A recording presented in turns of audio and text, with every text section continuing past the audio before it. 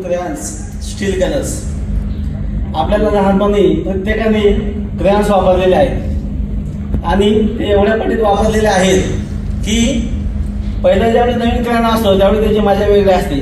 तो तेवढाच कलर देतो, नंतर तो कलर थोडा थोडा क्रेयॉन संपत जातो आणि त्याचा अर्धा तुकडा जातो. तरी सुद्धा त्याची जी व्हॅल्यू आहे ती कमी होत नाही. पहिला जो क्रेयॉनने जो कलर केलेला आहे त्यात दुसरा तुटलेला तुकडा जो आहे तो तेवढीच व्हॅल्यू देतो, तेवढा चांगल्या प्रकारे कलर करतो. सांगायचा मुद्दा एवढाच आहे की तुम्ही क्रेयॉनचे किती तुकडे झाले, छोटा तुकडा झाला तरी त्याची व्हॅल्यू कमी होत नाही. अजून दुसरं एक उदाहरण सांगतो की 500 रुपयाची नोट ऑडियन्समध्ये जर मी आता दाखवली कोणी करकरीत आणि विचारलं ही नोट कुणाला हवी आहे, तर प्रत्येक जण म्हणत मला हवी आहे, मला हवी.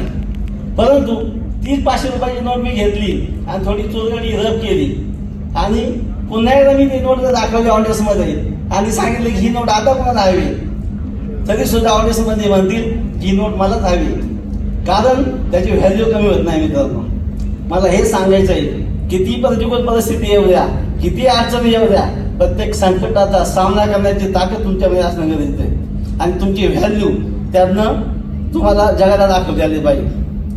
होतं काय की कुठली जर अडचण आली आपल्याकडे तर आपण भांबावून जातो आणि आपल्याला काय करावं निश्चितपणे कळत नाही. परंतु त्या परिस्थितीमध्ये सुद्धा आपण जर का दुसऱ्याचा सल्ला घेतला आणि त्याने आपल्याला मदत केली तर आपण त्यातनं बाहेर निघू शकतो.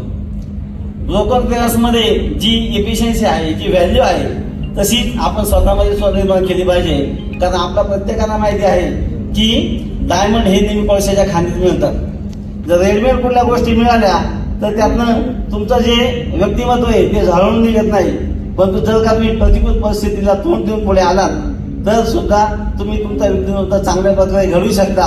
आणि यामध्ये तुम्हाला असं सांगायला आवडेल की परिस्थिती किती हालतीची असू द्या, फिनिक्स पक्षाप्रमाणे तुम्ही झेप घ्या आणि जगाला दाखवून द्या की तुम्ही सुद्धा डायमंड आहात. धन्यवाद.